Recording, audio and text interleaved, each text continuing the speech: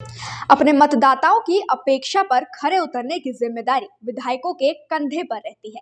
सदन में कम समय लेकर ज्यादा और प्रभावी बातें करने के गुण विधायकों में बेहद जरूरी होते हैं। और साथ ही विधायकों के सामने सदन की कार्यवाही के दौरान अपने अधिकारों और कर्तव्यों के निर्वहन के पालन की भी चुनौती होती है। इसे लेकर हिमाचल प्रदेश विधानसभा में 2 दिन का ट्रेनिंग सेशन रखा गया है और इस ट्रेनिंग सेशन में पहली बार जीतकर विधानसभा पहुंचे विधायक प्रशिक्षण लेंगे।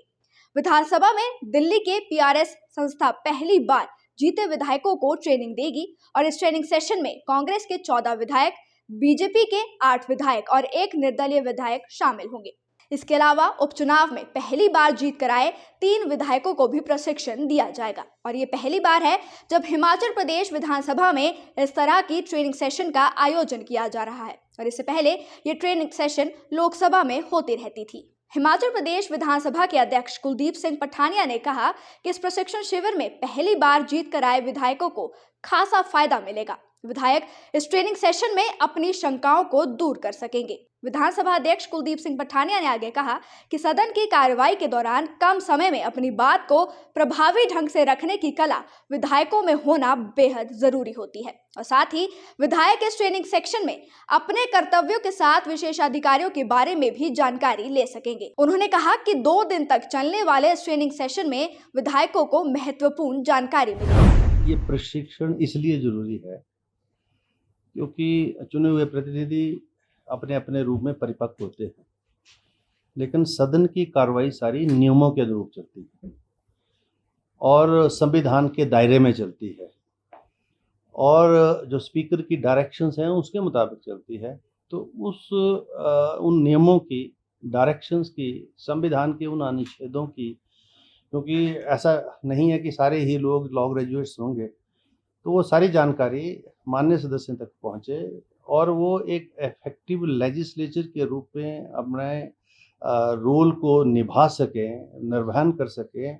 उस दृष्टि से ये जो ट्रेनिंग प्रोग्राम है वो जो नए चुने हुए माननीय सदस्य हैं उनके लिए हमने रखा है। उसमें 26 हमारे माननीय सदस्यों को बुलाया था जिन्होंने ट्रेनिंग, अभी 23 तो नए हैं, 3 वो हैं जो रिपीट हो गए हैं, लेकिन ट्रेनिंग जो है उन्होंने नहीं ली, बाई इलेक्शन में आए हैं 6 महीने के बाद इलेक्शन।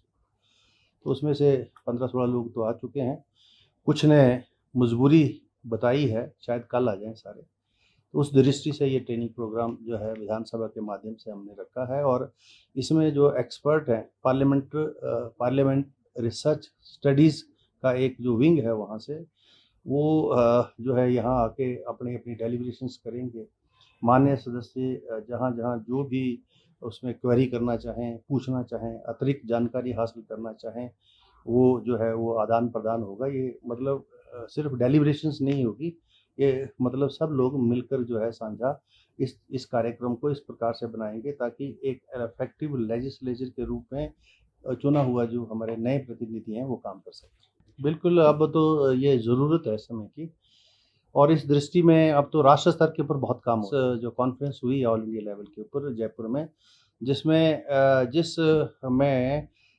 लोकसभा और विधान सभाओं को ई से जोड़ने के लिए, मतलब सारे जो है नेट पर आए और एक स्पेशल ग्रिड इसके लिए बने। वहाँ तक ये बात वहाँ पर हुई है। अब देश में सारी जगह और हिमाचल अग्रणी रहा इसमें।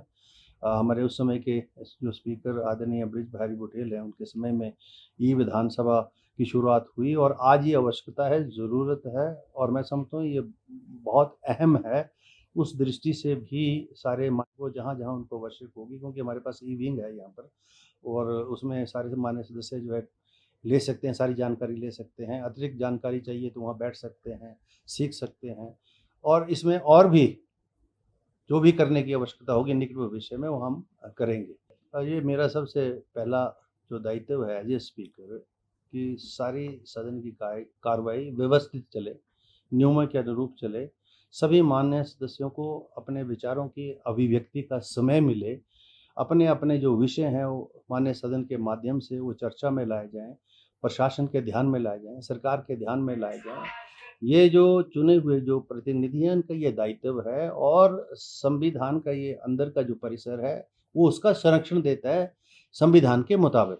मैं तो as a guardian speaker I have to protect each and every members जो उसकी प्रिविलेजेस हैं, राइट्स हैं, और ये मेरी ड्यूटी रहेगी कि हर माननीय सदस्य जो है अपने विचारों की अभिव्यक्ति जब कर रहा हो तो दूसरा कोई इसको इंटरप्ट ना करे और नियमों के अनुरूप जो है ये सदन की कार्रवाई चले।